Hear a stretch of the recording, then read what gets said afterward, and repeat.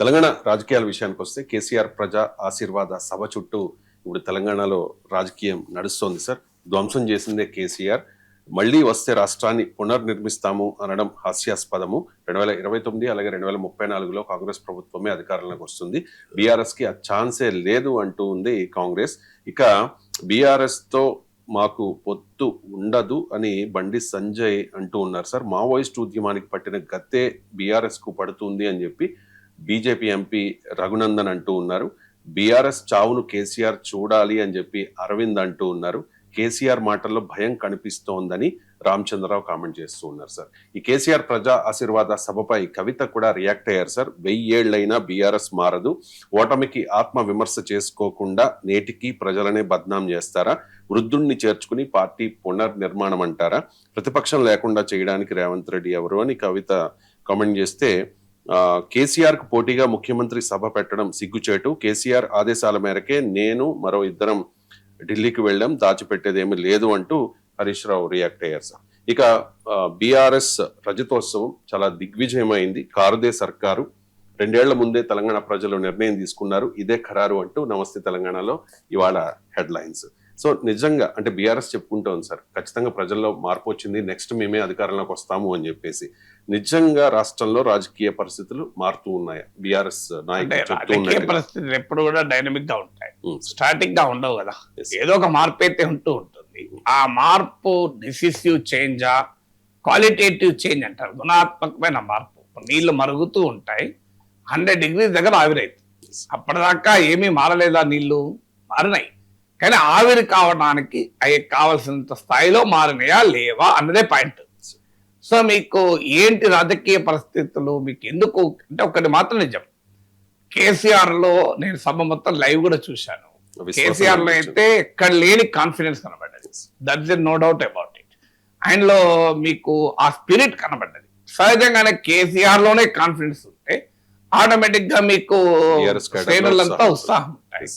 మీకు అంతకుముందు కేసీఆర్ లైవ్స్ చూడండి మీరు, ఈ 2023 తర్వాత కారణాలు ఏదైనా కేసీఆర్ లో ఆ టోన్ లో ఈ కంబాటివ్ టోన్ లేకుండే. ఇది 2023 ఓటమి తర్వాత, ఇంక్లూడింగ్ 2024 లోక్సభ ఎన్నికల ప్రచార మీటింగ్లు చూడండి, నల్లగొండలో కృష్ణానది జలాల మీటింగ్ చూడండి, అన్ని మీటింగ్లు చూడండి, మీకు దేంట్లో కూడా ఈ స్థాయిలో కేసీఆర్ టోన్ లేదు. అంటే కేసీఆర్ మళ్ళీ పాత కేసీఆర్ లాగా వచ్చాడు. అందువల్ల మీకు బీఆర్ఎస్ శ్రేణుల్లో ఉత్సాహం అయితే మొదలైంది, అంటే మా సార్ కాన్ఫిడెన్స్ వచ్చింది. సో దీనికి అది మొదటి కారణం. దీనికి ఎందుకు వచ్చింది మరి కాన్ఫిడెన్స్? ఏ రీజన్ లేకుండా రాదు కదా. సో కేసీఆర్ ఏ రీజన్ వల్ల వచ్చింది? మీరు అంతకుముందు 2023 తర్వాత కేసీఆర్ లో ఆ మాట్లాడుతున్నప్పుడు ఆ ఫేస్ లో ఆ ఉత్సాహం లేకుండే, ఆ కాన్ఫిడెన్స్ లేకుండే, ఆ సటైర్ మిస్ అయింది. కేసీఆర్ లో యూనిక్ స్టైల్ ఉంటుంది, ఆ యూనిక్ స్టైల్లో ఆ పదను లేదు, ఇవన్నీ మనం చూసాం. సో ఇప్పుడు ఆ బాడీ లాంగ్వేజ్ లోనే చాలా మార్పు వచ్చిన మాట నిజం, దాంట్లో ఏం డిస్ప్యూట్ లేదు, చూస్తేనే అర్థమవుతుంది అది. సో ఈ బాడీ లాంగ్వేజ్ లో ఈ కేసీఆర్ లో ఈ కాన్ఫిడెన్స్ పెరగటానికి కారణాలు ఏంటి అనేదే రాజకీయ విశ్లేషణ. సో ఎవరు ఏమన్నా పార్టీల వారిగా వాళ్ళ అభిప్రాయాలు చెప్తారు. మీకు మొదటి కారణం ఏంటంటే 2023లో పెద్ద అటాక్ అధికారం పోయింది. మీకు ఒక 10% ఓటు డౌన్ అయింది. 2018లో 47% వస్తే 2023లో 37% పడిపోయింది. 10% డిక్లైన్ ఇన్ ఓట్ మామూలు విషయం కాదు. సో అంత భారీగా ఓటింగ్ పోయింది. 2024 లోక్సభ ఎలక్షన్స్ కొన్ని రోజుల్లోనే జరిగాయి, అక్కడైతే ఇంకా భారీగా జరిగింది. ఆ 37% కాస్త 17% అయిపోయింది. అంటే 2018 అసెంబ్లీ ఎన్నికలకు 2024 లోక్సభ ఎన్నికల మధ్య బీఆర్ఎస్ 30% మంది కోల్పోయింది. 47% నుంచి 17% పడిపోయింది. సో 47 నుంచి 2023 అసెంబ్లీ ఎన్నికల 37 పడిపోతే 20% ఓటింగ్ కోల్పోయి 17% పడిపోయింది 2024 ఎన్నికలు. సో ఇంత అనీమిక్ అంటే రక్తహీనత ఈ స్థాయిలో ఉంటే హెమోగ్లోబిన్ 4-5 పడిపోయినట్టు. మీకు మా పురుషులైతే అరౌండ్ 12-13 అన్నా ఉండాలి అంటారు. సో 4-5కు పడిపోయింది. సో ఇంత రక్తహీనత ఎదుర్కొన్న తర్వాత ఎవరైనా పేషెంట్ కాకుండా ఉంటారా? సో బీఆర్ఎస్ సాధారణంగా ఇక కోలుకోవడమే కష్టం, ఇంత దెబ్బతిన్నది. ఇక బీజేపీయే ప్రత్యామ్నాయం. బీజేపీ ఓటింగ్ ఎలా పెరిగింది అంటే అసెంబ్లీ ఎన్నికల్లో 14% వస్తే 2023లో, 2018లో 7% వచ్చింది, 2023లో 14% వచ్చింది, 2024 లోక్సభ ఎలక్షన్లో 35% వచ్చింది. అంటే బీజేపీ 7%, 14%, 35%. అఫ్ కోర్స్ 2019 ఎలక్షన్లో కూడా 21% వచ్చింది. సో ఇలా పెరుగుతూ బీజేపీ వస్తే బీఆర్ఎస్ పరిస్థితి 47, 37, 17 పడిపోతూ వచ్చింది. ఈ 2018, 2023 అసెంబ్లీ, 2024 లోక్సభ ఎలక్షన్ కంపేర్ చేస్తే. సో ఇంత వచ్చిన తర్వాత ఏ పార్టీ అయినా ఏమనుకుంటుంది, రాజకీయ అబ్జర్వర్లు ఏమనుకుంటారు, పార్టీలో శ్రేణులు కూడా ఏంటి మనం మళ్ళీ కోలుకుంటామా? అసలు అధికారం కోల్పోవడం ఒక ఎత్తే అయితే ప్రధాన ప్రతిపక్ష స్థాయిలో కూడా లేకుండా పోయింది కదా 2024 లోక్సభ ఎలక్షన్లో. మీకు అపోజిషన్ స్పేసే లో తన స్థానం కోల్పోయింది. అంటే ఫస్ట్ కాంగ్రెస్ ఓడిస్తే 2023లో బీఆర్ఎస్ ను, 2024లో బీజేపీ ఓడించింది. ఎందుకంటే 8 సీట్స్ బీజేపీకి వస్తే బీఆర్ఎస్ కు 0. సో ఈ పరిస్థితి నుంచి బయటకు పడింది ఈ కాలంలో. ఇది మనకు సిగ్నిఫికెంట్ డెవలప్మెంట్ వస్తా ఉంది. 2024 ఎన్నికల తర్వాత ఫర్ వేరియస్ రీజన్స్ బీజేపీ పూర్తిగా చతికిలబడింది.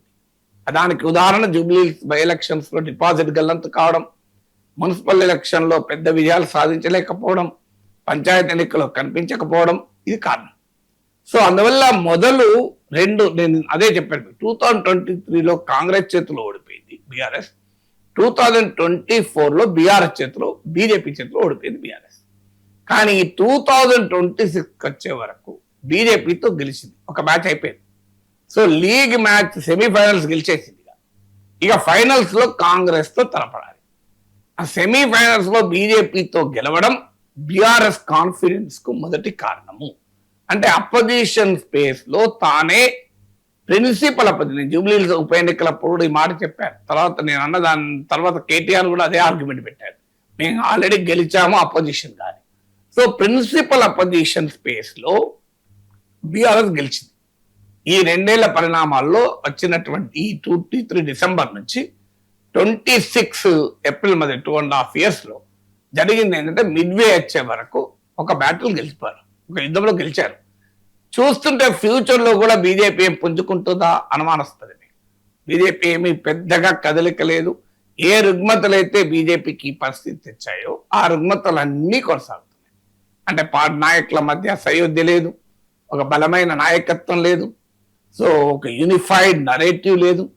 సో బీజేపీ 4 నాయకులు ఉంటే 8 గ్రూపులుగా ఉన్నారు. ఇవన్నీ నేను చెప్పాల్సిన అవసరం లేదు, మోడీ చెప్పాడు కదా, తెలంగాణ ఎంపీలు పిలిచి చెప్పిన దాంట్లో ఇవన్నీ చెప్పాడు. సో అందువల్ల బీఆర్ఎస్ కు సెమీఫైనల్స్ గెలవడం మొదటి కాన్ఫిడెన్స్ కారణం.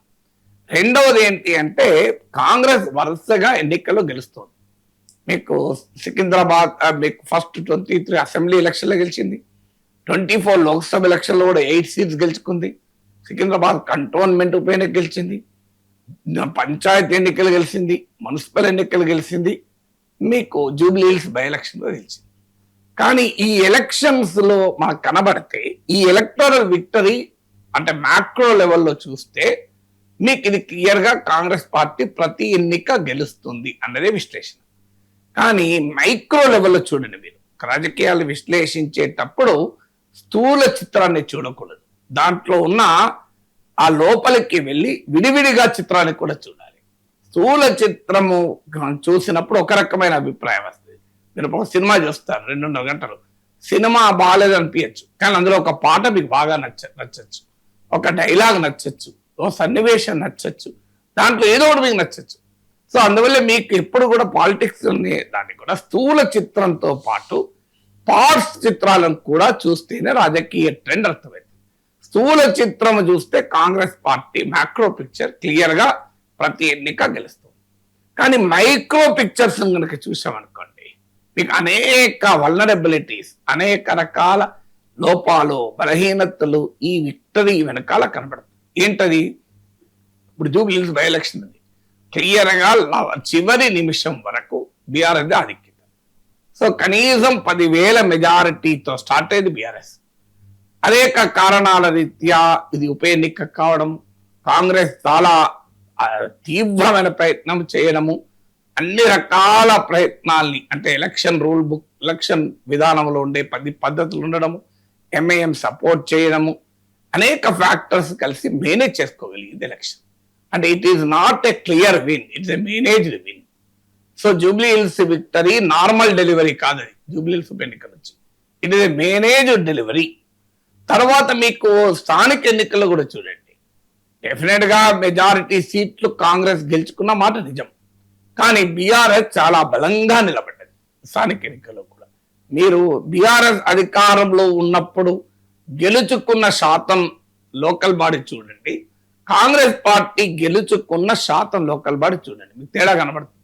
సో బీఆర్ఎస్ కంపారిటివ్లీ అపోజిషన్ లో ఆనాడు కాంగ్రెస్ అపోజిషన్ ఉన్న దానికన్నా ఎక్కువ గెలుచుకున్నది. సో అందువల్ల క్లియర్ గా BRS could hold the ground. So Congress జైత్రయాత్ర ఉన్న మాట నిజం, కానీ కాంగ్రెస్ జైత్రయాత్రలో BRS could hold its ground, నిలబడగలిగింది. ఎప్పుడు కూడా నిలబడగలిగినప్పుడు ప్రత్యర్థిని ఢీకొనగలిగే శక్తి వస్తుంది మీకు. అది కూడా ఈ లోకల్ బాడీస్, ఇప్పుడు మనం జియో పాలిటిక్స్ భాషలో చెప్పాలంటే అసిమెట్రిక్ వార్ కదా.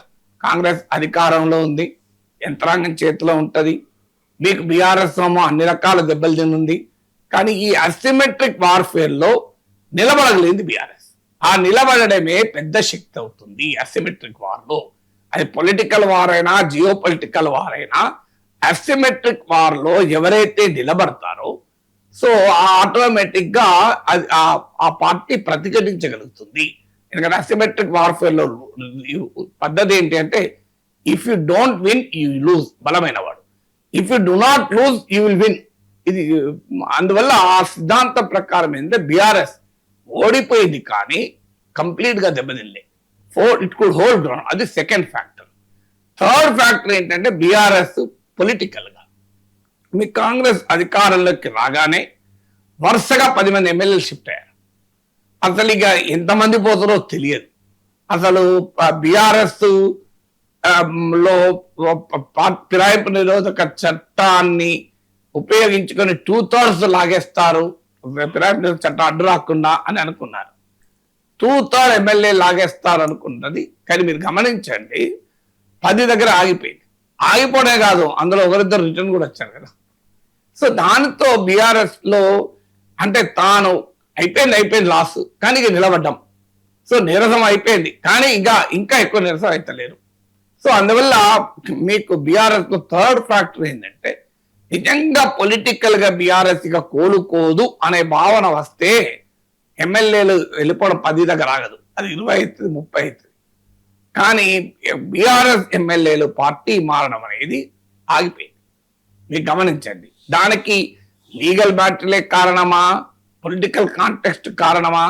లీగల్ బ్యాటిలే కారణం అని చెప్పలేము. ఎందుకంటే అవసరమైతే రాజీనామా చేసి నేను గెలుస్తాను, ఈటల ఎందుకు భయపడలేదు కదా, రాజీనామా చేసి హుజరాబాద్ గెలవలేదా?